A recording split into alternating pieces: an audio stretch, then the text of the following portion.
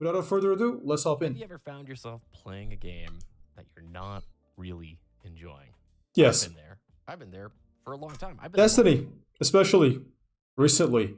Um, Started playing Destiny, amazing game. Stuck through Lightfall. Um, Played day one when Final Shape came out. Waited in the queue for hours on end just to get into the game. Amazing game, love it still to this day. But 2 months ago, on August the 6th, I was kind of burnt out and I decided to leave the game just for 2 months. And I was doing other stuff in life. One example is starting this YouTube channel, this Twitch channel, right? This Kick channel, whatever you're watching it on. And 2 months later, now, I believe it's been like a week. I've hopped back into Destiny and see that everything's changed dramatically.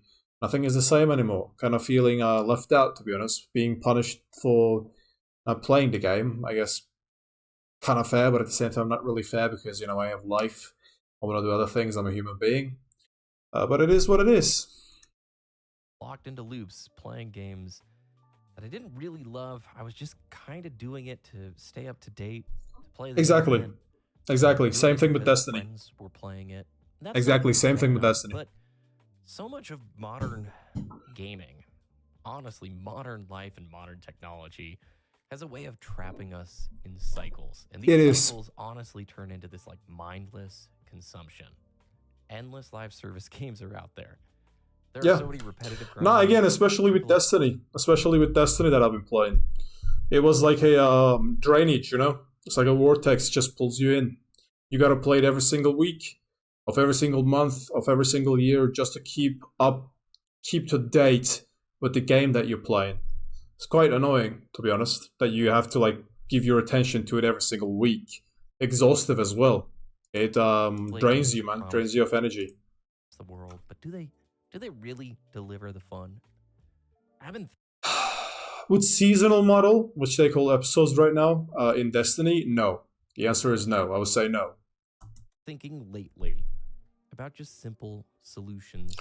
I mean, they call it episodes now, but it's like literally just seasons renamed, rebranded. It's the same thing with a different coat of painting.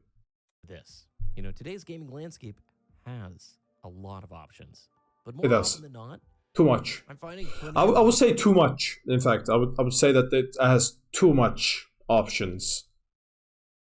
Not a lot, too much is what I will say. choices don't always lead to more fun. At least a lot on the AAA side. There are so many cool indie games being made right now. And I just don't want to see others. No, there is, especially when you look at the industry right now in today's day and age. Indie games has been popping off, man. Indie games have been going crazy.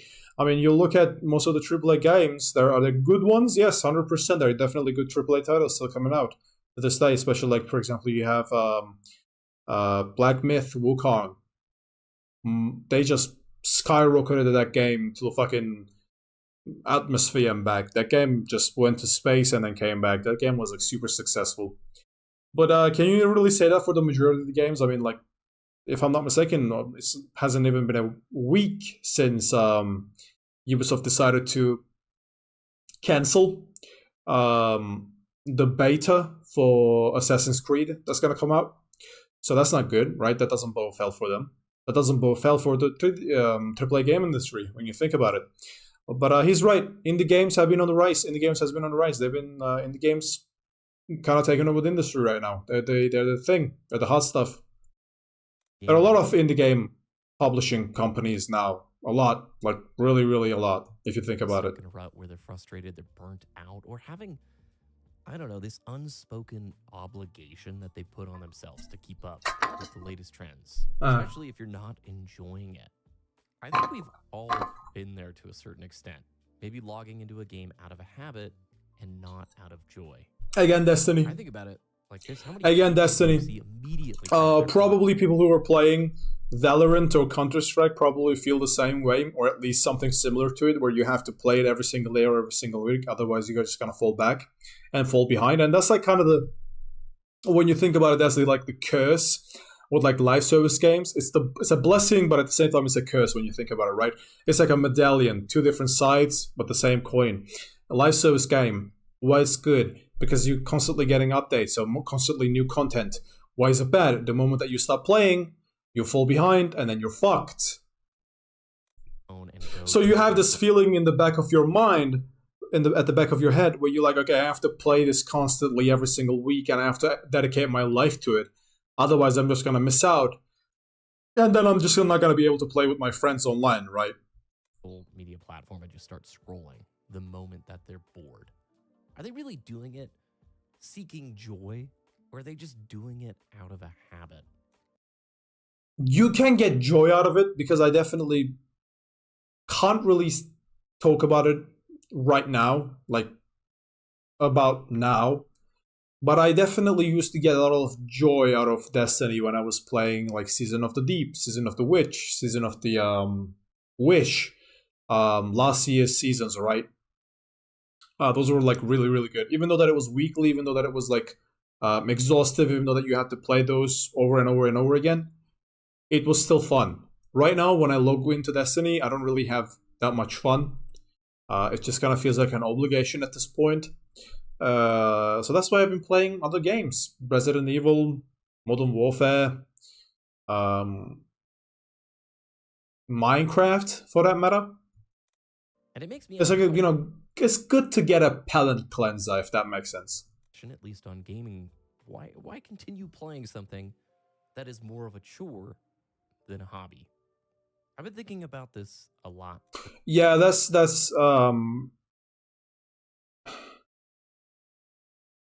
the way that I approach live service games at this point is like so weird when you think about it, because like,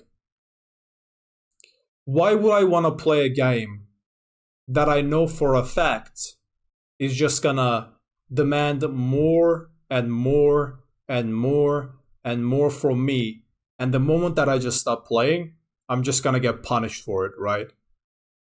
Because it requires constant attention. It's like a wicked god that you have to sacrifice every single day, or you're just gonna fall behind. It's almost like punishing. It demands everything from you. You're not allowed to do anything else. So it doesn't feel fun anymore at some point. Because I started using a classic iPod again, and I've started playing my PlayStation 2 again. And I gotta say, there's something so classic nice. iPods. I wonder if anyone who's watching this right now ever had an iPod, or like not just on the stream, but on YouTube as well. Just do let me know, because I actually never had those before. They're probably quite nostalgic to some people. About this old tech where there's no updates, there's no notifications, you don't have to install the game. Yeah, that's another thing, right? That's another thing. Back in the day, everything was just one package. When you like, I remember the days where I used to go to a store and then buy a video game, and my laptop and my computer, my desktop computer, actually had like a CD or like a DVD like insert, and then you actually had to buy the physical copy of the game and then open it up, take out the CD or DVD, and then put it into the computer, and then it would actually work. The downside with that is that if your DVD or CD actually gets like damaged, then you're kind of fucked, because it actually becomes useless. So in that way, online makes more sense. But I do understand his point here, which is that like, how many notifications do I get from Steam every single day? How many notifications do I get from Xbox Game Pass or Xbox application on the PC every single day? So many of them, right? It's kind of, at some point it becomes like annoying, if that makes sense. I turned on the PlayStation 2 and I'm in a game enjoying it within like... That was a Nissan advertisement in a video game. Yeah, these used to be a thing as well, I remember now. Because back in the day, when you were making a video game, companies would actually come to you and they would actually offer money, and you would actually put static forever advertisements in your game for a certain amount of money, which is like really, really funny when you think about it. It's like, because you pay like 10K, right? Random number at the top of my head. You pay like a 10K, and then you put it in an advertisement into a video game. Back in the day, when video games had no updates and they were not online, that advertisement would just stay in the game until the end of fucking time. So it's the most lucrative advertisement platform for people who want to advertise their companies, which is like very interesting. Because even if you make a deal about like, even if you make a deal in the sense of like, oh, you get paid a certain amount of money every single time the game sells, so it's like even more long-term a deal, right? Rather than a one-time payment. At some point, some of these games are not going to sell at all. You're not going to get any, nobody's going to purchase these games anymore. At some point, you will lose money, if that makes sense. Not as the person who wants to advertise their thing because they're getting an amazing deal, but as a person who's accepting the advertisement into their game, if that makes sense, as a developer, right? A minute or two, as long as I get past. Look at this. There's like Michelin and stuff like that. Nismo, Texaco, all of these like. Look at this, Pirelli. Just advertisements everywhere. They're fun. They're designed to just be great player experiences. They didn't have these FOMO live service events. They didn't have microtransactions. They had to prioritize the player experience. People wouldn't buy the game. They wouldn't spend their time playing this game. Same thing. I went back to the classic iPod because I'm so tired of paying a monthly subscription for music streaming when half the songs that I want to listen to are off the service in a few months because of licensing issues. And you don't actually own it. I mean, what do you think in 5 years of Spotify bills? You don't own any of that music. True. Whereas the old days growing up, you find the album, you buy it, you put it on the machine, you transferred it to your iPod, and you owned it forever. And it's been so fun listening to tunes and things that brought me so much joy like 15 years ago. And it's like, I bought it once, paid what, $12 for an album, and I've been able to listen to it so many times over the years without all the distractions. And it's made me realize that so much of our modern experiences, be it gaming or technology, they are engineered for our addiction, not necessarily the best. That's another thing with it, right? That's another thing that you have to take into consideration, because most of the stuff that you own right now, you don't actually own it. Like even like video games that you play, like I just played Resident Evil. I streamed it for 2.5 hours almost. I don't own that game. I don't own it. It comes from Xbox Game Pass. It's a lending service. I don't actually own it, right? Most of the stuff that you have, but you don't own it. I have YouTube Premium, and which comes YouTube Music. When I listen to music on that platform, I don't own it. It's not mine. The moment that subscription ends, ads come in. I don't actually own them. Experience. Think about it this way. As a player, you know when a developer has designed the game with your best interest at heart. Like when they're making something that's really fun, it's ethical, it's a great time. Just like you also know when a developer or a publisher has built something that's clearly there just to exploit psychological triggers and not make the game experience better. No, that exists as well, especially like I hope they don't sue me. Please don't sue me for this, but NetEase, the games that NetEase releases, oh my god, Diablo Immortal, what a fucking shit show that was. And now they're releasing a Destiny 2 mobile experience that they call Destiny Rising. You already know, even before they release the game, even before they even show any gameplay, you know that the moment that it was announced, you immediately knew that, oh, it's a NetEase game. It's going to have a lot of microtransactions. They just, cater to whales, if that makes sense, right? The need for rewards, the fear of missing out, the lure of infinite progression. When used well, with putting the player first, it can be great. I think Warframe is a fantastic example of a really fun live service game that delivers hundreds of hours of really great fun where you don't have to spend a dime. It's a great experience. Not perfect, they all have their issues, but then there are other live service games where that product only exists to squeeze the lemon that is the player for every single ounce of monetization that they can. And I've talked about this quite a bit the last 5-6 months, but it's still... No, yeah, when you think about it, how many hours for Frame do I have? How many hours of this game that I've actually played? 37 hours, so roughly like 40 hours, right? Which is nothing if you think about Warframe. I played that game for like 40 hours. I probably should get back into it again. I'm at the very beginning of the game anyway. Warframe is an amazing example that he's giving here. Warframe is actually a free-to-play experience. None of the missions are behind a paywall, unlike Destiny. You don't have to pay any type of money. You don't have to pay any type of you don't have to buy any type of subscription model like World of Warcraft. It's completely free. If you never played Warframe before, and if it looks chaotic, which it kind of is, but it is the most user-friendly live service game out there, probably, most likely, at least in the top 3, right? Warframe is just free to play. All of the missions are free. All of the storyline, free. All of the abilities, free. All of the characters that exist in the game that you can use with different abilities, free. The only thing that's like money is just cosmetics, and that's it. Actual gameplay itself is not behind a paywall, which is very interesting when you think about it. Like, how are they able to keep themselves afloat?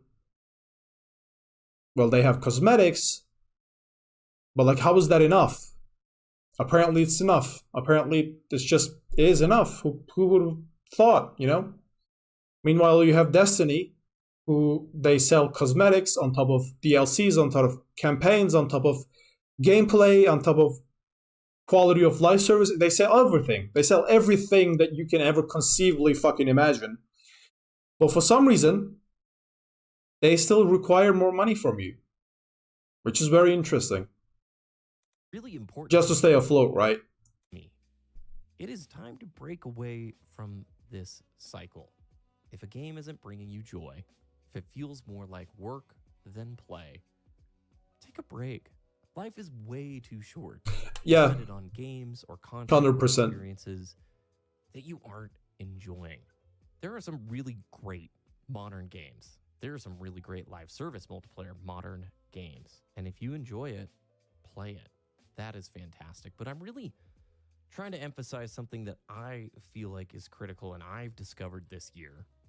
The joy of playing a game purely for the experience without worrying about the next big. No, yeah, I actually wholeheartedly agree with him when you think about it. I was addicted to Destiny and I just stopped playing it 2 months ago. And then since that day, I've been doing a lot of other things that I actually quite enjoy. Like, if I never actually quit Destiny, I probably would have never actually started playing Resident Evil. I would have never played Modern Warfare. I would have probably never opened this Twitch channel or Kick channel or YouTube channel. I would have never started this stuff in the first place.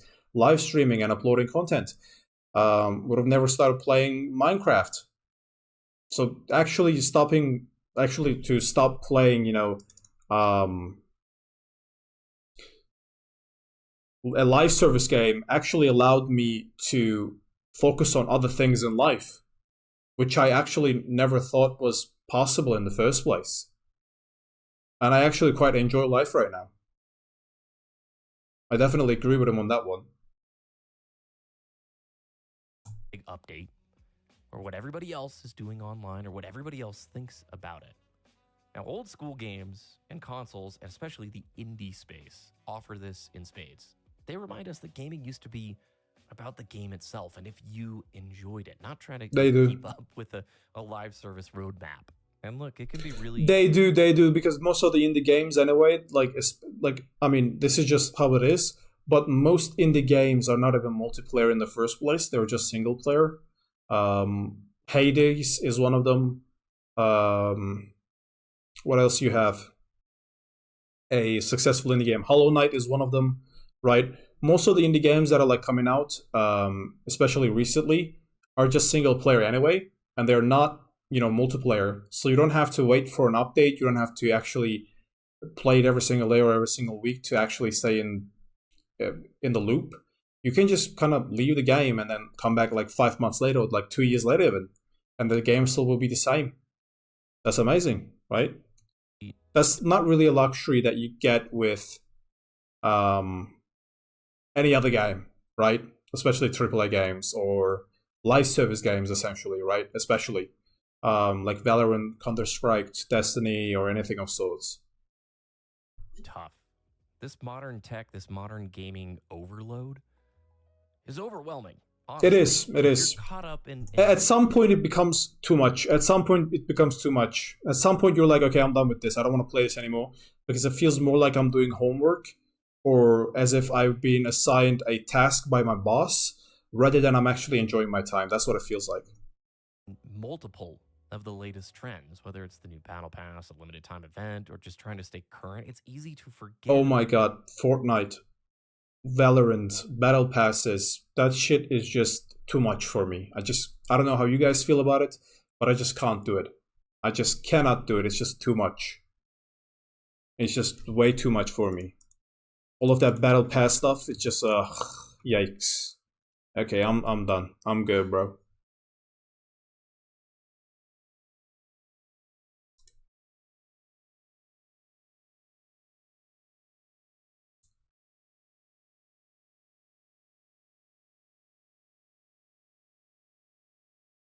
What is that? Okay. I was just checking something. Sorry about that. Why you started gaming in the first place. Most of these big live service multiplayer games don't want you to play other stuff. They don't leave a room for no. Yeah, again, see, I talked about it at the beginning of the video. I talked about it that like when I quit Destiny 2 months ago and I just came back to it, it was like it was punishing me because I haven't played it for 2 months. Like it felt punishing. It felt like I've been left behind. And he's 100% right here. Is that like most of the live service games that you play and you like, they're like abusive girlfriends essentially, in which that they don't actually really want you to do anything else other than actually pay, like give attention to them and like do nothing else essentially. Otherwise you'll just get punished for it, right? Oh, you wanted to play another game? Nah, you can't do that. Punished. Oh, you wanted to spend time with your family? Nope, can't do that. Oh, you wanted to do something else and you want to, take a break from video gaming? Nope, can't do that.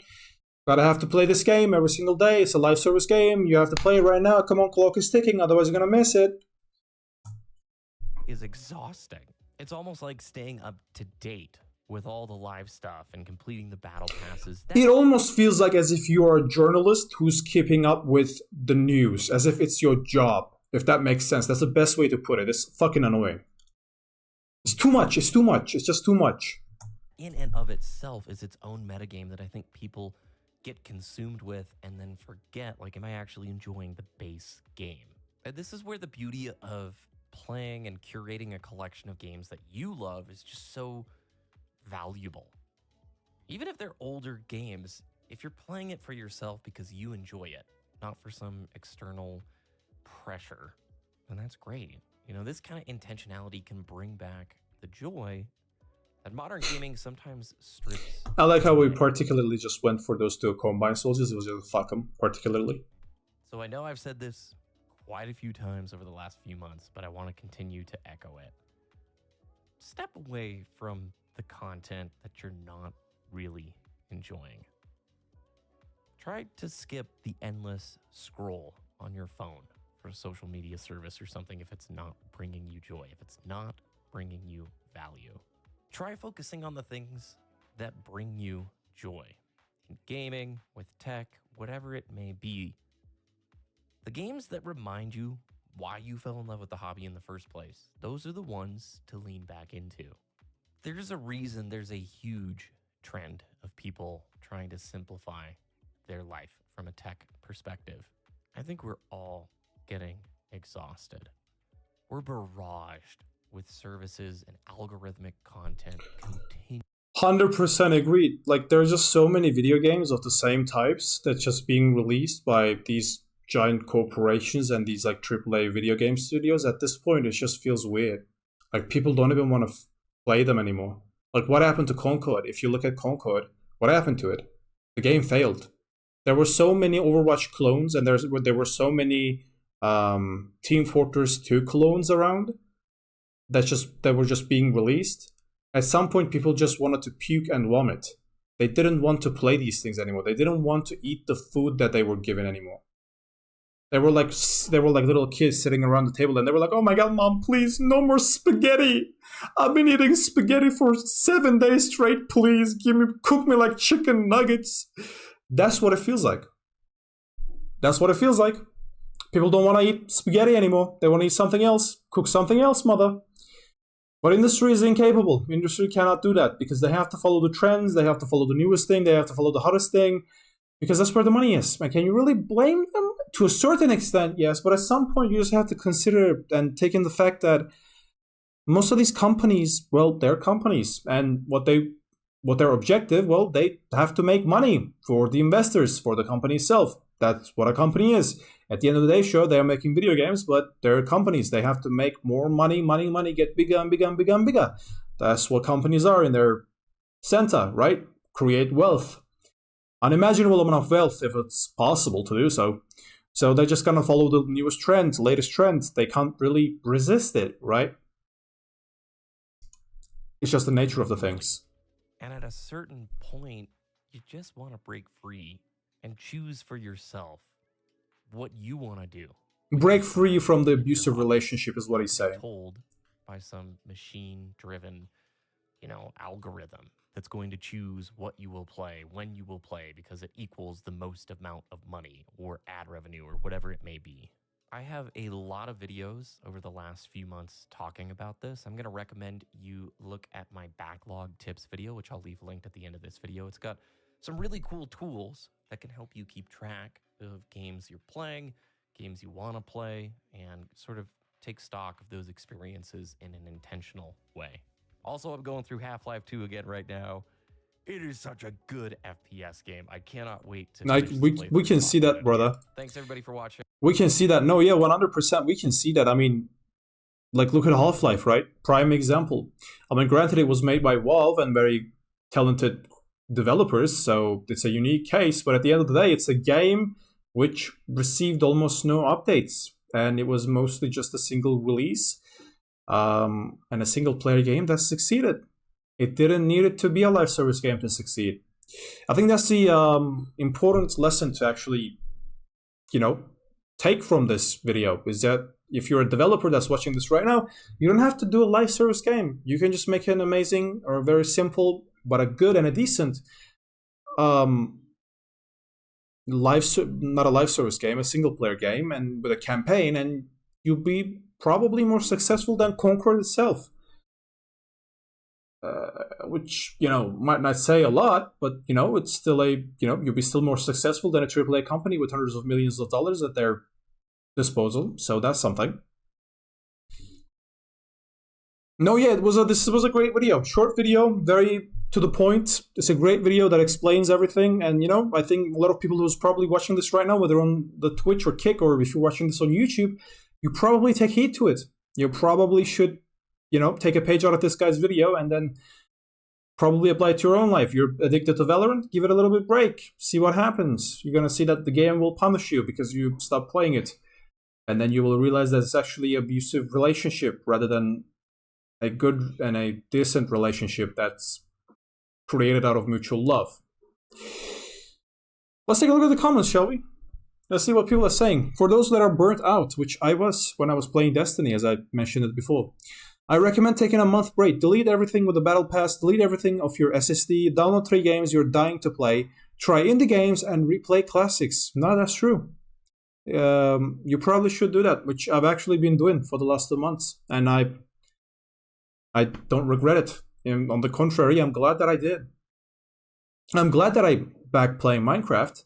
Simple game, super old game, super popular game, but still a great game.